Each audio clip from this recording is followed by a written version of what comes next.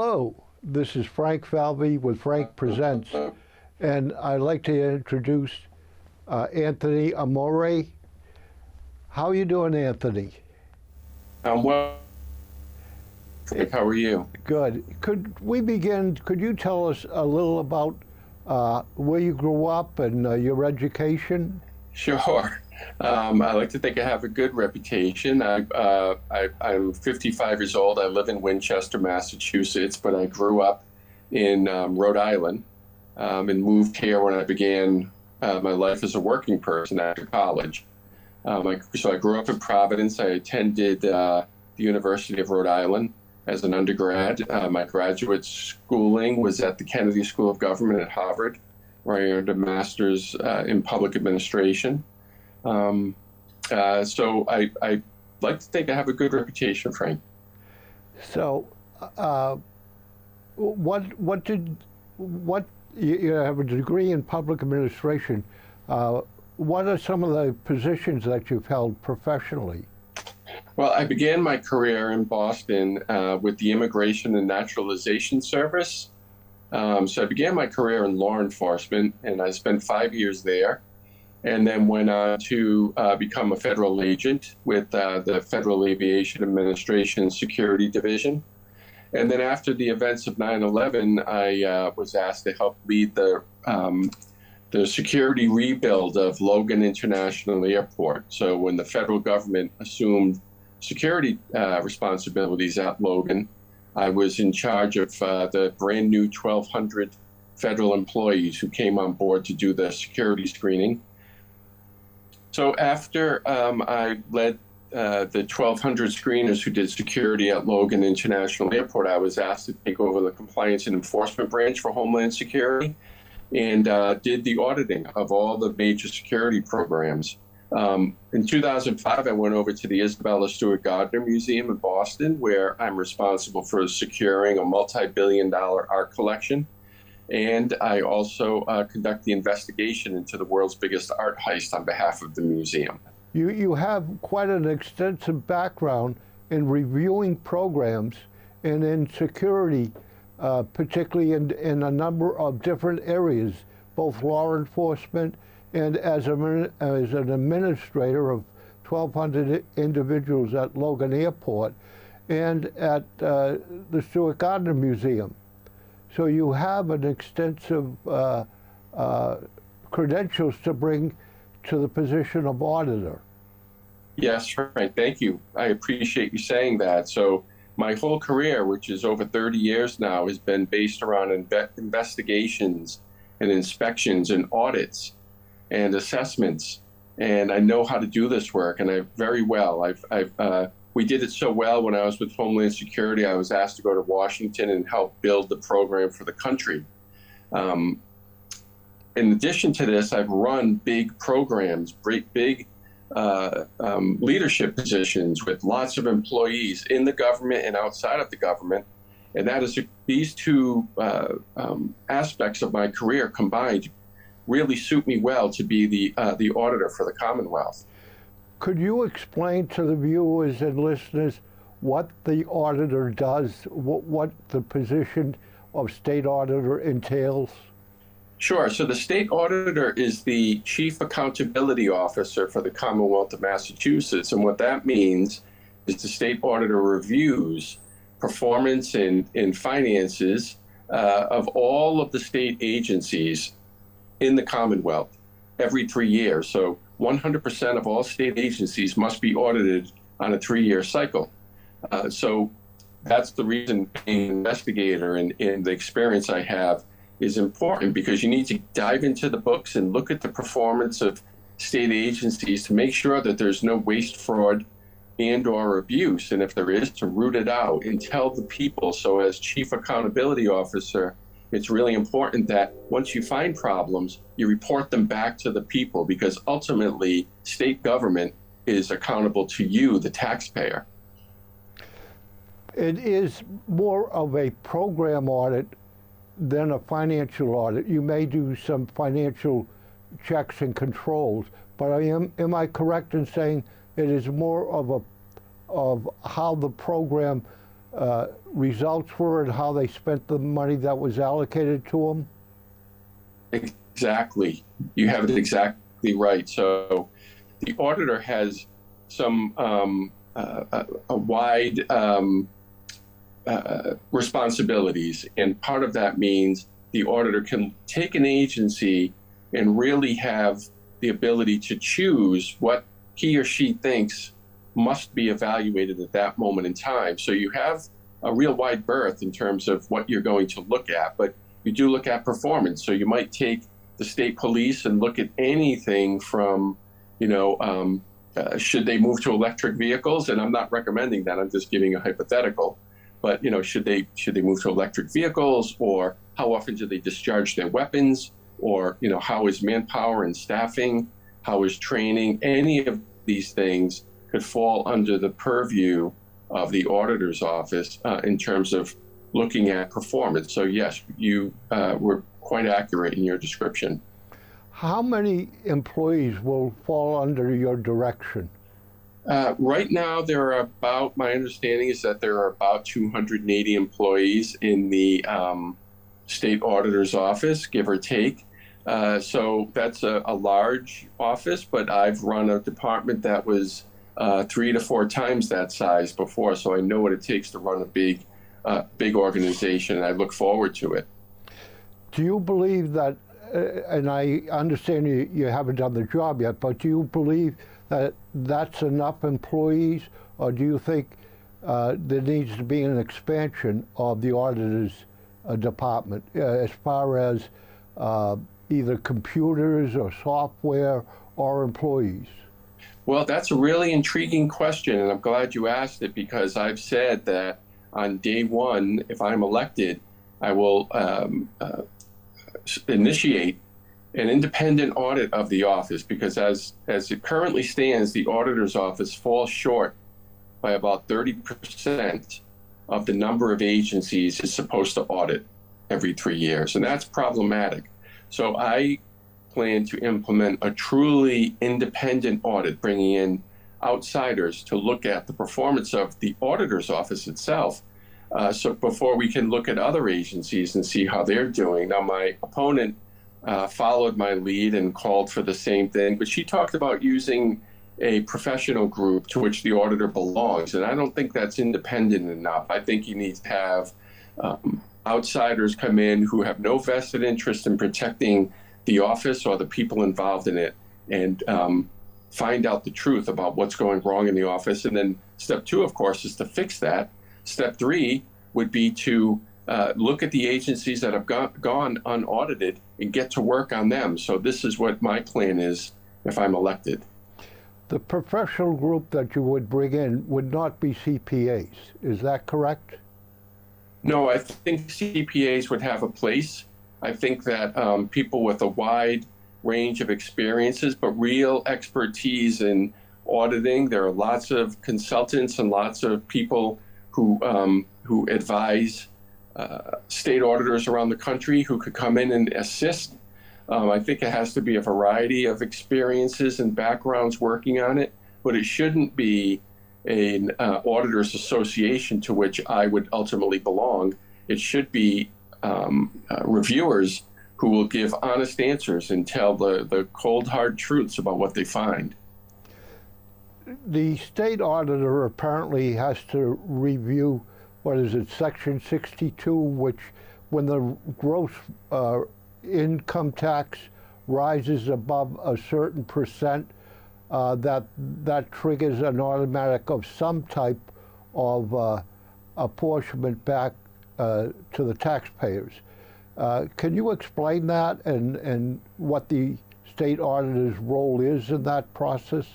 Sure, I'd be glad to. So in 1986, voters at the ballot box voted on a initiative which would say that if tax revenues exceed the rate of growth of wages in Massachusetts, essentially, that's a dumbed down version of it, but the difference would have to go back to the taxpayers in the form of a rebate. It only happened once. It happened in 1987. This is Section 62F. in 1987, but it was a very small amount in 1987. I believe it was something along the lines of $25 million or so. However, this year, the amount is $2.94 billion that needs to go back to the taxpayers. And the way that the auditor determines and signs off on the amount that the Department of Revenue established, Auditor Bump signed off on that recently. My campaign was prepared to go to court to force this return of money to the taxpayer. We had a petition started in accordance with Section 62F, and we pushed really hard for the state auditor to sign off on the number early. She needed to sign off on it by September 20th, and she ultimately did it 4 or 5 days early. We pushed really hard for this early result. And the governor's office announced that beginning in November, rebates will go out to people, and the amount that has been determined is roughly 13% of what people paid in income taxes to the state last year. So if you pay taxes last year, you'll be getting a check back beginning in November. Do you have any idea why the income tax was so much more? I mean, why? Where did all that increase in revenue come to individuals that they were paying so much on higher income? I imagine if it's the revenue rose somewhere, where did that revenue come from? It didn't come from regular working or regular hourly wages.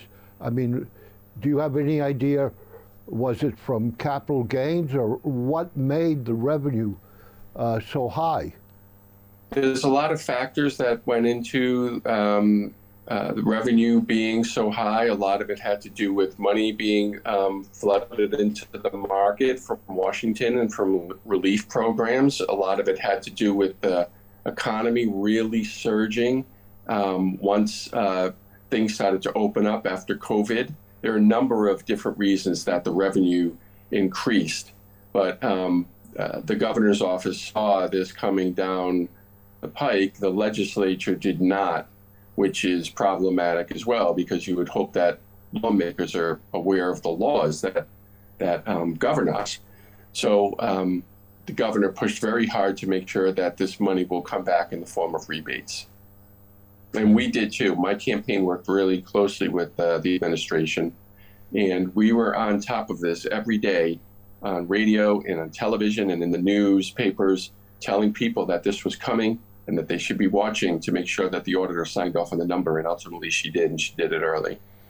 Do you believe in 2023 that revenue through income taxes will decline because the economy will be in a somewhat of a decline? That's a hard, very hard question. I think at the present moment, we're on track to be bringing in more again. However, as you rightfully put out, the economy is, people don't want to use the word recession, but the economy is in a very rough spot.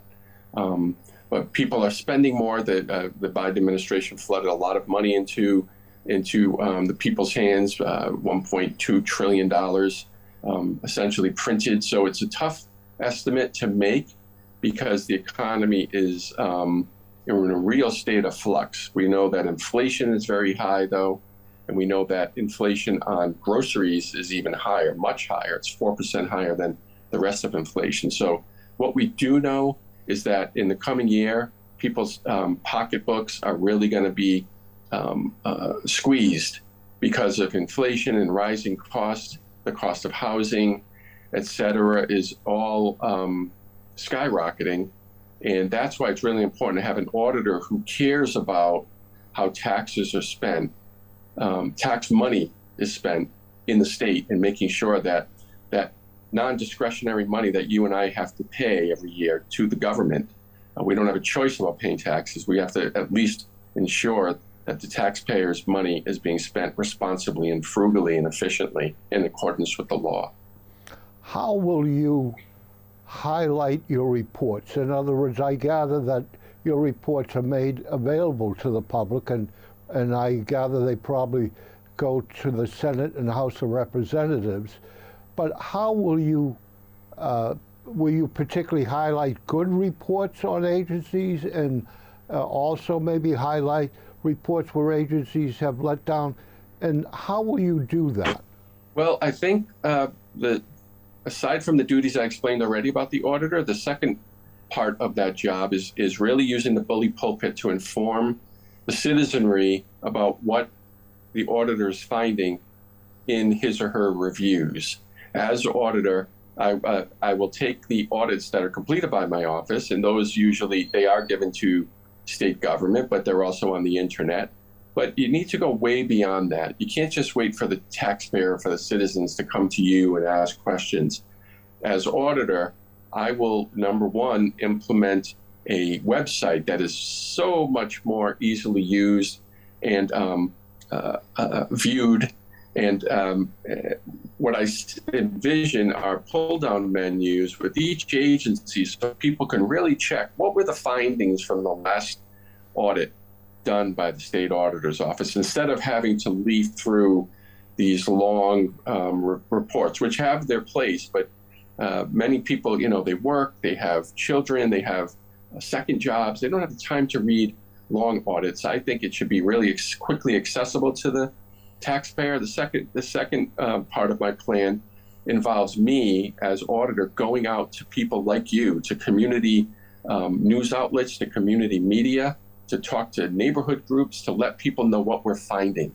I think the auditor, as chief accountability officer, has to really get out to the people and not wait for people to ask questions. And the third part, I think it would be a good initiative to have a high risk list, to implement a list of agencies where the findings show that this agency is in real trouble, and provide these lists to, or update this list and make it known to the legislature so they can do the appropriate planning, budgetary planning for state agencies. So that's a three-part plan that I have to really keep the public informed about what's going on with its government. On the last part of your plan, I think it's very important to highlight both the agencies that have done a superb job and the agencies that are mediocre and the agencies that have failed. And one way that you might think about doing it is, we're a public access TV station.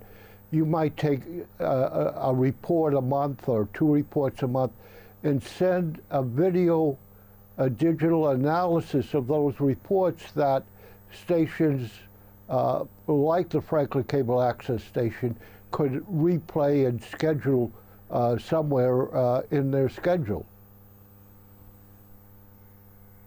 I think that's a wonderful idea, Frank. What outside, you mentioned that 30% don't get audited currently, but is there any agency that in the last, say, 3 years has not been audited? And what agency might that be? Many agencies that haven't been audited in the last 3 years, 30% of them. I don't have a list of them in front of me. For some examples, though, would be, I was out in Springfield recently, and I know the people of Springfield are concerned about the idea of a natural gas pipeline in their area and about the safety of that pipeline. And I can tell you that the agency within the Department of Public Utilities that is responsible for safety of things like pipeline has never been audited. I can tell you that in its 6 years of existence, the Cannabis Control Commission is now finally in the state, in the midst of an audit, but it's 6 years after the agency was formed. I can tell you that I spoke to a county sheriff who shall remain nameless, who told me his agency was audited one time in the last 10 years. This is unacceptable, and we need to make sure we're doing 100% of the audits that need to be done. Let me ask the reverse of that. Has one agency been audited every year in the last 3 years? No agency's been audited every year, and that's not what the law requires. It requires the agency be audited once every 3 years. Okay, so there are not agencies that have been, there must be some agencies that have been audited every 3 years in the last, what, 9 years? Yeah, I believe the MBTA has. The MBTA is a massive operation, though, and there's so much to review. And now with the recent Federal Transit Authority review of the safety and operation of the MBTA, there's a lot of opportunity to go back and revisit. There's nothing that says an agency can't be audited more frequently. And there's also something that we did in the federal government, which is supplemental inspection. So yes, you do your major inspection on a schedule, but when you have findings, it's a good idea to go back periodically and see, have there been improvements on the findings that you've made? So I think it's a good thing to be robust and to be active and to be, looking out as a good custodian of public agencies. As part of your job as the chief auditor, and you make recommendations either both to the agency, and I would imagine that you make recommendations to the House of Representatives and the Senate for action that they would do by law. Do you have a mechanism that is pretty automatic to follow if those recommendations are passed or ignored? Well, the auditor has people who work in the legislative division of the auditor's office that monitor legislation that pertains to the auditor's office and the auditor's findings. So yes, that's an important element of the job. But I'm asking about, you make these recommendations, give these reports, but do you follow up in some way to see on a fairly consistent, timely basis to see if they're implemented? Well, that's what I was just mentioning about having supplemental inspections, following up on findings and recommendations to see where we are in those, instead of making them and then letting them go off into the void with no one to revisit them. A good example of this would be that many years ago, the Mass Commission Against Discrimination, MCAD, was audited and found that their backlog needs to be rectified. But their backlog has not been rectified. Many people wait many, many years, and I'm talking about in some instances decades, for a resolution to their case involving discrimination in Massachusetts. So I think that it's important that you have a robust supplemental inspection program. Well, see, a supplemental inspection means that you go back into that agency. What I'm looking for is that when a report is issued and recommendations made, that the agency or the legislature within 3 months or 4 months reply to that report, whether they have implemented any of the report or what part of the report or what part, that there would be some either legislation or requirement that they, within a certain period of time, respond back to you as to what they have done. Can that type of requirement be implemented? Requirements come from the legislature, so that would be up to the legislature to implement it. Certainly, as I was mentioning before, the legislative branch of the auditor's office could work on lobbying the legislature to implement such a thing. But it's ultimately up to the legislature to make the laws. What is the question that I haven't asked you that you would like to bring before the viewers and listeners? Well, the question I wish that you had asked, and I appreciate the opportunity to present it, is what differentiates me from my opponent? My opponent is an honorable person who spent 13 years in the legislature, but she has never done anything resembling an investigation or an audit or an inspection or an assessment, nothing. She has no experience in the role, and she has never led an organization of any sort. Those are the two main job requirements to be state auditor. I have over 3 decades experience doing this sort of work. I bring that experience to the auditor's office. And the reason that is so essential, Frank, is because the auditor's office is the ultimate checks and balance office on Beacon Hill. So when we're young, we learn about government, and we learn that at every level of government in America, checks and balances are essential to a successful democracy. A one-party state, regardless of which party it is, cannot really thrive. It does nobody any service to have a one-party state. It's important that I, as a Republican, can serve on Beacon Hill as auditor to make sure that checks and balances remain with Governor Baker and Lieutenant Governor Polito, both of whom have performed excellent service for this Commonwealth, both of whom have endorsed me and only me for statewide office. It's important that with them leaving in January, it's very likely we're going to have an all-Democratic government, but we have a shot for me to be elected auditor, and I hope people understand how important it is to have a counterbalance on Beacon Hill to make sure that there's some constructive friction in government. Anthony, when you do audits as the auditor for the state under the Baker-Lolito administration, I think you probably expect that you will find that some agencies haven't lived up to what they should have done. Am I correct? I think that in any government, anywhere in the United States, you are likely to find agencies, federal, state, municipal, that are not performing to the best benefit of the taxpayer. And that's why it's important that there is an auditor who knows how to audit in place to make sure that these problems are rectified. So you agree, regardless of whether it's a Democrat or a Republican, there needs to be an auditor, and you will find under either administration places where agencies did not perform as well as they should have.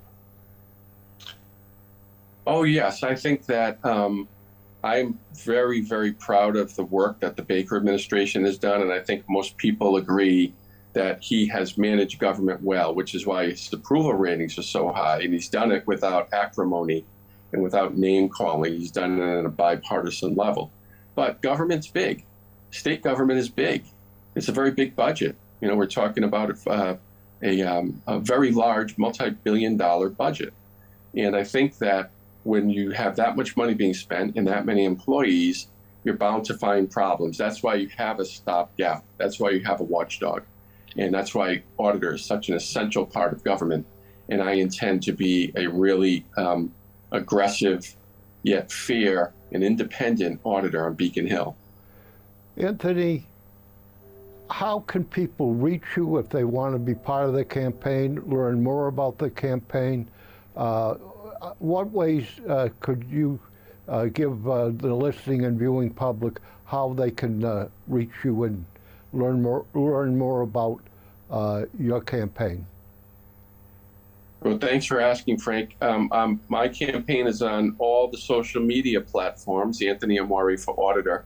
But the easiest thing to do is to go to my website, which is amore2022.com. So it's AMORE 2022.com. And if you go to that website, very easy to find right on the homepage a phone number to call, email address, any way you want to reach us, you can get us, and we're very, very responsive. So if you visit amore2022.com, you can be in touch with us and you'll hear back from us, and you can even make a donation because campaigns are expensive. And if you like the idea of having checks and balances on Beacon Hill, I would love your support. Thank you. Thank you for coming on the program. This is Anthony Amore, like Dean Martin's song. Am I correct? Well done, Frank. And you're running for the state auditor of Massachusetts. Here in Franklin, you go to the Franklin Gymnasium. You can vote on November 8th, Tuesday, from 6 to 8 o'clock in the evening. If you want to vote by mail, you must return a request by November 1st. in order to vote by mail. And if you come to Franklin, you know, I can tell you this town was named after Ben Franklin, and he was still alive. And I can tell you the rest of the story if you're campaigning in Franklin sometime. But Thank you, Frank. welcome to the program, and I appreciate it. It's been a pleasure. Thank you, Frank. Thank you.